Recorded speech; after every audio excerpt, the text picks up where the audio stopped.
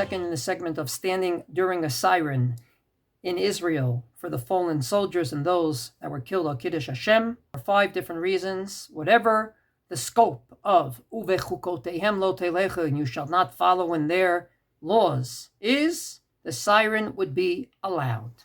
Assuming that, my question is, what do we gain? Comes along Ratzvi Yehuda Kook and says the following words: Ha'amida b'zman hatzvira lechalalei tzahal yesh ba mitzvah kedosha shel zichron kvod hakdoshim. He says it's not only allowed, but it's a mitzvah, a very holy mitzvah, of remembering the honor of the kedoshim that fell.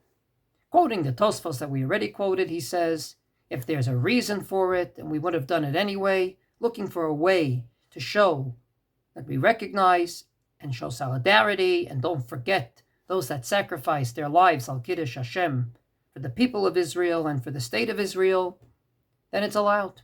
And not only it's allowed, but you gain something, and that is a holy moment in their honor. And I'd like to say that, in my opinion, his words mean the following. By standing in silence, you gain something that you don't gain when saying Tehillim.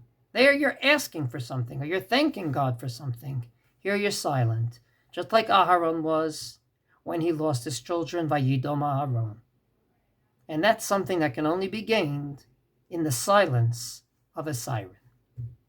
Number 2, Rav Chaim David Halevi, who was the chief rabbi of Tel Aviv, wrote an amazing responsum, amongst other works, called Aseh Lecharav, and he makes it very, very clear that there's absolutely no isser involved in standing in the siren. In his words, She'eni su halicha b'chalkot hakayim noheg, ela b'davar shenagu bo akol l'shem pritzus, or shu minag l'lo shum v'tam. Either it's for reasons of immodesty, or if it has no reason whatsoever. But here there's a good reason, and therefore it's no problem to stand, as well as have an honor guard that shoots whatever they shoot at a funeral or at a memorial ceremony.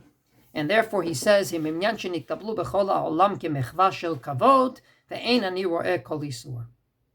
is something that is totally accepted in the entire world as a recognition of honor to those that fell, and he doesn't find any prohibition with it. From this perspective, he says, if everyone in the country was religious, maybe we should all say Tehillim or some other reason, unlike what I said earlier. But that's not where we live.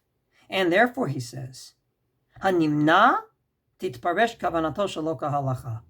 When the news shows people not standing, it doesn't say, well, they're worried, maybe it is ubechukotehem lo telechu, whatever. No, they come along and interpret it as they don't care. They can care less that people fell, murdered, whatnot. So therefore, the second thing we gain by standing is not to have people misinterpret what we're doing.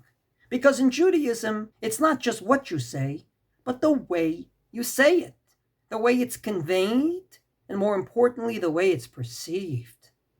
After all, just last week, we ended the Haftorah of Rosh Chodesh that came out on Shabbos by repeating the second to last pasuk.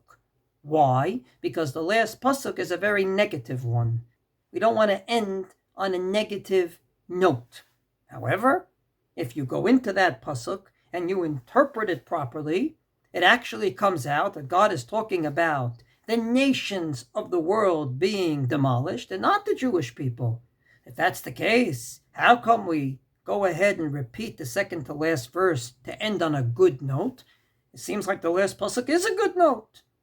Comes along the Alei Tamar, who wrote a perush on the Yerushalmi, and says the following words: Acharei sheledat hakoreh pashut nira ki'ilu hem divrei tochachot, nahagu lichpol hapasuk shel malan. Because the simple reader hears it and says, that's negative, that's no good, that means God's going to demolish us. Go and explain to him in the middle of the Haftarah, no, it means the nations of the world, doesn't mean the Jewish people. People perceive what they see, and especially first impressions count. And this is not just the position of the Alei Tamar, this is the position of the Darshot, Ri Even Shewayib, who comes along and says that since at the end of Kohelet, at the end of the Haftarah of Shabbos Rosh Chodesh, at the end of Eicha, and at the end of Malachi, Torah of Shabbos Hagadol, we indeed go ahead and repeat the second to last pasuk, even though there's no reason when you interpret it, because the first impression is b'shvil ha'am she'inan yodim klum perush ha'psukim. These are not people that learn that parak in Tanakh and know what it means. Therefore, we have to be very worried not just about what we're doing, but how it's perceived. And from this perspective, it's important that when we're in public, we act in such a way that it's not misinterpreted. Not just what we're saying, but how it's being heard. And beyond it being misinterpreted, I believe that we, the Jewish people with kippahs on, have to be very concerned with how we portray and are portrayed to the public. We, who say Yizkor so many times a year, who go to the cemetery on a yortzeit, who say Kaddish on a yortzeit, should be at the forefront of those that show solidarity and recognition and remember all those that fell. And God forbid, should our behavior be misinterpreted as if we don't care. From this perspective, not only does it not violate any law in the Torah, I believe we gain a lot by standing silently for those 2 minutes.